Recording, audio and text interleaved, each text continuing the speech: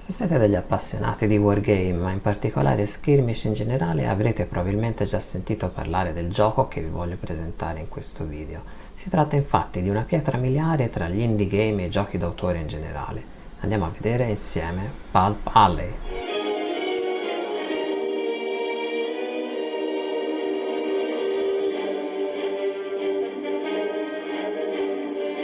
Pulp Alley è uno dei primi giochi, se non forse il primo, a fornire un regolamento generico che permetta di utilizzare qualsiasi miniatura della nostra collezione e ambientare le nostre partite in qualsiasi epoca o genere senza troppa difficoltà. Il gioco si basa su una meccanica tipo di dado discendente per caratteristiche e vita, molto interessante e dalla quale altri autori negli anni si sono fatti ispirare. Ma in questo gioco, seppur scritto nel lontano 2013, si trovano un sacco di aspetti che potrebbero essere considerati innovativi rispetto ad altri giochi ancora oggi. Ci tengo a dire inoltre che David Phipps, l'autore di questo regolamento, insieme alla figlia Bessie, hanno un canale YouTube con una marea di video su come si gioca e gameplay fatti incredibilmente bene che raccomando moltissimo a chiunque mastichi un po' di inglese. Andate a dargli un'occhiata perché rendono perfettamente l'idea di quanto possa essere divertente questo gioco. Inutile dire che Pulp Alley non è un gioco competitivo, ma è un gioco narrativo, quindi va vissuto con il giusto spirito, ma non per questo è un gioco banale. La semplicità del regolamento si presta ad imparare le regole in pochi minuti e passare subito al divertimento. Vediamo insieme alcuni aspetti chiave. Si può giocare da 1 a 4 giocatori in player vs player, solo o cooperativo, senza nessuno sforzo o particolari cambiamenti delle regole. Prima di tutto è bene citare l'altissima interazione tra i giocatori, che onestamente non ho trovato in nessun altro gioco che mi venga in mente. I giocatori sono sempre tutti partecipi grazie a come si svolgono i combattimenti e all'uso delle carte fortuna, come vedremo tra un attimo. L'iniziativa è sorteggiata a caso al primo turno, ma passa da un giocatore all'altro se si riesce a vincere un combattimento senza subire danni o si prende un obiettivo. Questo è un altro aspetto diverso dalla maggior parte dei giochi a cui siamo abituati. L'uso delle carte fortuna aggiunge maggiore profondità al gioco, permettendo dei colpi di scena inaspettati. Al primo turno si pescano 3 carte, mentre ogni turno successivo una sola carta. Ogni carta può essere giocata sotto specifiche condizioni descritte su di essa e può dare dei vantaggi a chi lo gioca o svantaggi al giocatore avversario. Spesso giocare la carta giusta al momento giusto può fare la differenza. Creare la propria squadra, che viene chiamata League, è molto semplice e divertente. Si basa su un numero di slot disponibili che sono 10 e possono essere spesi in tipologie di personaggi più o meno forti a piacimento, mentre il leader è gratis. I personaggi si dividono in sidekick, ally, follower e si può anche decidere di scegliere di giocare una gang, quindi un gruppo di modelli che si comporta come se fosse uno solo, o spendere i punti roster che ci rimangono per acquistare dei perks, assets o associati a piacimento, che ci daranno delle abilità particolari in gioco. Durante la creazione della squadra si potrà utilizzare il numero di dadi stabiliti per ogni tipologia di personaggio e associarli alle caratteristiche disponibili a nostro piacimento. Le caratteristiche di un personaggio sono brawl, ovvero corpo a corpo, shoot, ovvero tiro, dodge, ovvero schivare, might, ovvero la forza fisica o mentale, finesse, che è l'agilità, cunning, che è l'intelligenza del personaggio. Ovviamente più dadi e più facce avranno i dadi per una certa caratteristica, maggiore la possibilità di ottenere maggior numero di successi in quella disciplina. Se in una caratteristica si hanno 0 dadi, allora non si può fare prove per quella categoria. Quindi per esempio 0 dadi alla caratteristica shoot vuol dire che il personaggio non potrà sparare. I personaggi possono scegliere un numero di abilità in funzione del loro livello, che andrà a determinare il livello di abilità che potremo scegliere, e queste sono moltissime nel libro e aiutano tantissimo a caratterizzare e rendere unici i nostri personaggi. In questo gioco i personaggi si possono muovere fino a 12 pollici per attivazione, però se ci si è mossi oltre 6 pollici si incorre in dei malus e non si possono eseguire azioni, che in questo gioco vuol dire non poter prendere gli obiettivi o eseguire abilità speciali, mentre si potrà comunque combattere e sparare, ma con un -1 alla caratteristica che si sceglie di utilizzare. Aspetto importante del gioco sono i peril, insidie. Ad esempio si possono indicare prima di iniziare la partita delle aree di gioco insidiose o quando ci si muove su aree definite come pericolose, dangerous, con un movimento superiore a 6 pollici. Per fare un esempio, se si sta tentando di salire un edificio ed il movimento richiesto è maggiore di 6 pollici, si incontra un pericolo e si dovrà procedere con il test.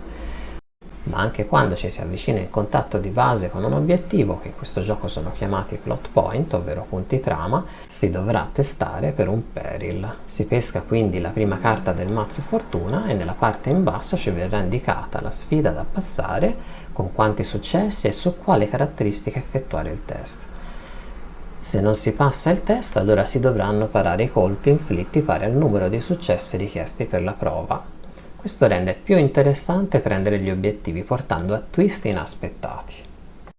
Vediamo adesso l'aspetto più interessante del gioco, ovvero i combattimenti, che come vi dicevo sono carichi di interazione e decisioni cruciali. Ad esempio, se si vuole sparare ad un nemico mentre siamo in giocatori attivi, il nemico potrà decidere se schivare usando la caratteristica dodge o spararci a sua volta usando la caratteristica shoot. Se il nemico decide di schivare, potrà annullare i nostri successi con un numero di dado pari o superiore. Se invece ci spara a sua volta, non potrà bloccare eventuali successi, ma ci infligge danni a sua volta.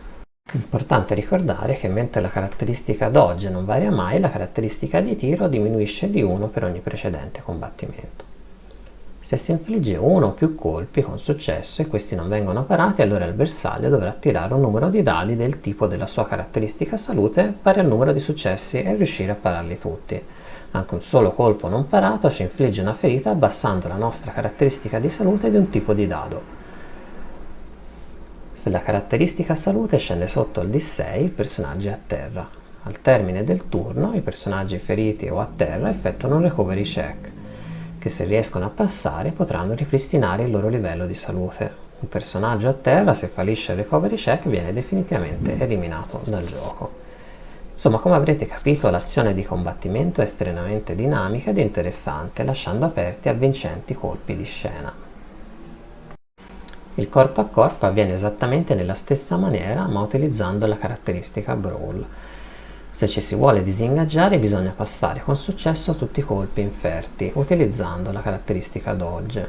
Entrambi i personaggi possono decidere di schivare disingaggiando di un pollice nella direzione opposta. Si può inoltre disingaggiare se si ha successo con un recovery check e si ripristina un personaggio che era a terra, ma precedentemente ingaggiato. Si può infine rispondere ad una carica che è iniziata da oltre 3 pollici con un'azione di tiro. Importante ricordare che ci sono alcuni modificatori per le azioni di combattimento, ma si limitano ai seguenti. Se ci siamo mossi oltre 6 pollici, se si spara a personaggi in corta gittata, ovvero entro 6 pollici, o se si spara in lunga gittata, ovvero oltre 24 pollici, infine se si è combattuto o sparato nelle azioni precedenti. Essendo i modificatori pochi rispetto ad altri giochi, li rende molto facili da ricordare. Le coperture in questo gioco sono altrettanto facili da ricordare, infatti si ottiene la cover solo se ci si trova entro un pollice dall'elemento che fornisce copertura. Se si beneficia di cover, allora si potrà ritirare un solo dado durante l'health check, ovvero quando si sta cercando di evitare una ferita in combattimento. Sparare in mischia si può fare, ma i successi andranno randomizzati tra le persone coinvolte nella mischia. In questo gioco si può effettuare l'azione speciale, quella di nascondersi e muoversi nell'ombra per poi tendere delle imboscate, se non si viene scoperti prima. Gli scenari nel libro base sono 6, ma se ne trovano moltissimi altri usciti negli anni sul sito di Pal Pally. Si gioca su tavolo 3x3 piedi, si può dispiegare agli angoli e ai lati in funzione dello scenario. Di solito si ha un obiettivo principale al centro del tavolo che vale 3 punti vittoria e 4 secondari sparsi che valgono un solo punto vittoria. Ogni scenario può specificare delle regole aggiuntive o la presenza di NPC, personaggi non giocanti. Altro aspetto molto divertente degli scenari è il fatto che quando si riesce a esplorare un plot point si deve pescare da un mazzo di rewards costruito precedentemente che può includere dei pericoli insieme a delle ricompense, il che rende più difficile riuscire ad accaparrarsi punti vittoria. A completare questa stupenda pubblicazione, in fondo al libro si trovano, oltre le regole di campagna che ci permettono di fare esperienze e acquistare nuove abilità per i nostri personaggi, anche moltissimi equipaggiamenti, gear, perks e associati acquistabili a fine partita e spendibili durante i giochi successivi. Inoltre molte regole opzionali aggiuntive come l'utilizzo di veicoli o cavalcature, regole per armi particolari o azioni speciali come nuotare e volare, ed infine alcuni dettagli per le ambientazioni più comuni. Insomma, non c'è niente che non sia coperto da questo piccolo ma completissimo manuale di gioco. Acquisto consigliatissimo, ripeto, che non può mancare nella collezione di veri appassionati. Prestissimo una sessione di gameplay sul canale per darvi un'idea più chiara di come si svolge la partita. Fatemi sapere nei commenti se lo conoscevate e cosa ne pensate. Ricordatevi di iscrivervi per supportare il canale e per questo video è tutto. Un saluto.